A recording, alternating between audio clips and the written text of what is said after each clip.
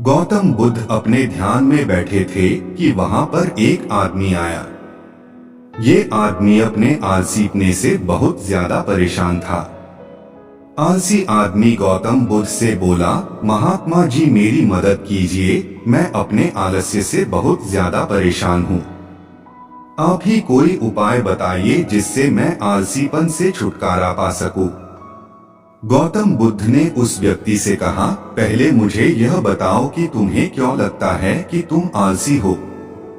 आलसी आदमी बोला, सिर्फ मुझे नहीं, मेरे परिवार वालों को और मेरे आसपास के सभी लोगों को ऐसा लगता है कि मैं आलसी हूँ। गौतम बुद्ध ने फिर उससे पूछा, क्या तुम जानते हो आलस्य होता क्या है? आलसी व्यक्ति बोला, नहीं मैं नहीं जानता, किंतु मैं इतना जरूर जानता हूँ कि आलस्य बहुत बुरी चीज है। इसकी वजह से मुझे बहुत नुकसान हुआ है जीवन में। गौतम बुद्ध बोले, जिस परेशानी से तुम छुटकारा पाना चाहते हो पहले उसके बारे में पूरी जानकारी ले लोगे तो उससे छुटकारा पाना आसान हो जाएगा।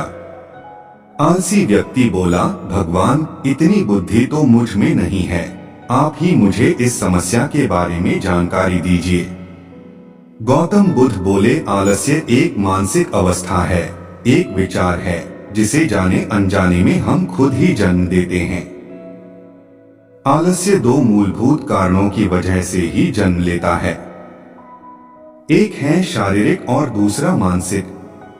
शारीरिक कारणों में पहला कारण है गलत तरह का भोजन। हम सभी जानते हैं कि हमारे शरीर को भोजन से ऊर्जा मिलती है और यह ऊर्जा सजीव चीजों से मिले तो अच्छी, यानी कि प्राकृतिक रूप से जो हमें भोजन की वस्तुएं प्राप्त होती है उनसे अगर यह ऊर्जा मिले तो हमारा शरीर इससे अच्छी ऊर्जा प्राप्त करता है। इससे उलट यदि हम निर्जीव वस्तुओं से ऊर्जा प्राप्त करते हैं तो यह हमें आलस्य की ओर लेकर जाती है। दूसरा कारण हमारी शारीरिक गतिविधियां भी हमें आलस्य के चंगुल में फंसा सकती है। गौतम बुद्ध ने आलसी व्यक्ति को अपने शिष्यों की तरफ इशारा करते हुए कहा कि देखो, इनके चलने फिरने बैठने के तरीकों में तुम्हें कुछ अलग नजर आ रहा है। जब आलसी व्यक्ति कुछ समझ नहीं पाया तब गौतम बुद्ध ने उससे कहा, मेरे शिष्य जब भी बैठते हैं तो वे रीढ़ की हड्डी को एकदम सीधा रखते हुए बैठते हैं।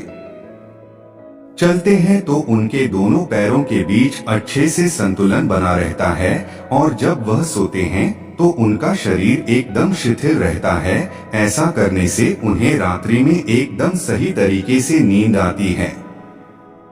आलसी व्यक्ति बोला, लेकिन नींद तो आलस्य का की एक स्वरूप है। बुद्ध बोले, हाँ, अगर उसे ज्यादा मात्रा में लिया जाए तो। बुद्ध ने इस बात को आगे बढ़ाते हुए कहा, नींद कम मात्रा में लोगे तो तुम्हें अगले दिन थकान महसूस होगी और ऐसा करने से ज्यादा आलस्य शरीर में आएगा। नींद ज्यादा लोगे तब भी यही परिणाम होगा, इसीलिए नींद को ना ज्यादा ना कम, एकदम सही मात्रा में लेना अति आवश्यक है। आलसी व्यक्ति बोला, हाँ, यह तो मैंने भी अनुभव किया है। बुद्ध बोले, अब मानसिक कारणों के बारे में जान लो।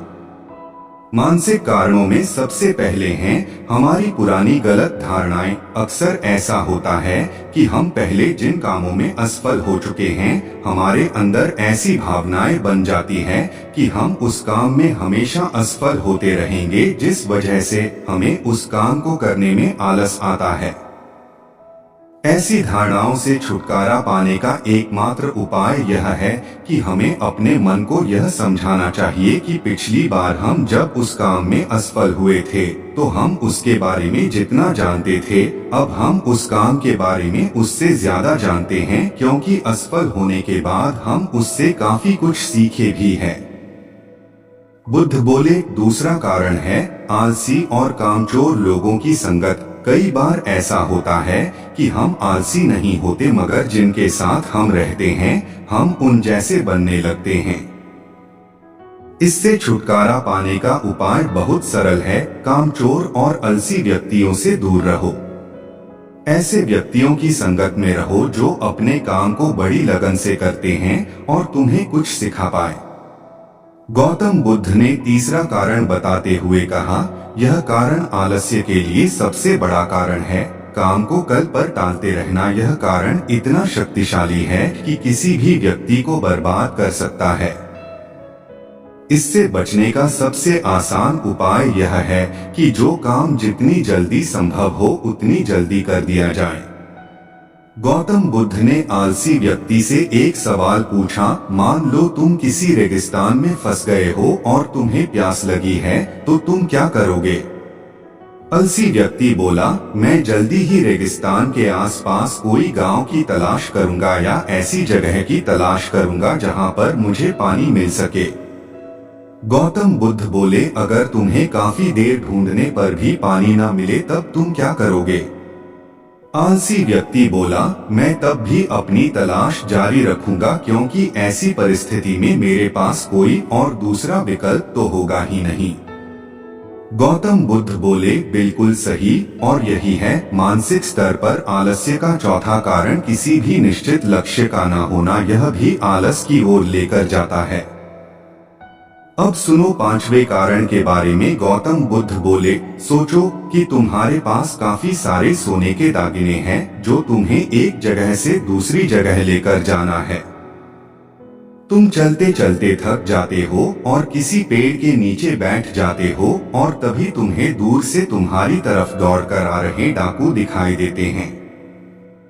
तो क्या तब भी तुम आलस करके वहीं बैठे रहोगे या ऐसी परिस्थिति में तुम वहां से उठकर दौड़ने लगोगे? आलसी व्यक्ति बोला, जी मुझे वहां से दौड़ना ही पड़ेगा, नहीं तो मेरी जान और सोने के दागिने दोनों खतरे में पड़ जाएंगे। बुद्ध बोले, यानी कि तुम्हारे पास एक ठोस वजह होगी दौड़ने के लिए। यही है आलस्य का पांचवा कारण, किसी भी काम के लिए ठोस वजह का ना होना। आलसी व्यक्ति महात्मा बुद्ध की बातों से संतुष्ट हुआ। वह बोला, महात्मा जी, मैं अब आलस्य के बारे में सब कुछ जान चुका हूँ और अब मैं इन सभी कारणों पर काम करूँगा और अपने आलस्य को दूर भगा दूंगा। दोस्तों, आशा करता हूँ गौतम बुद्ध और आलसी व्यक्ति की कहानी आपको अच्छी लगी होगी।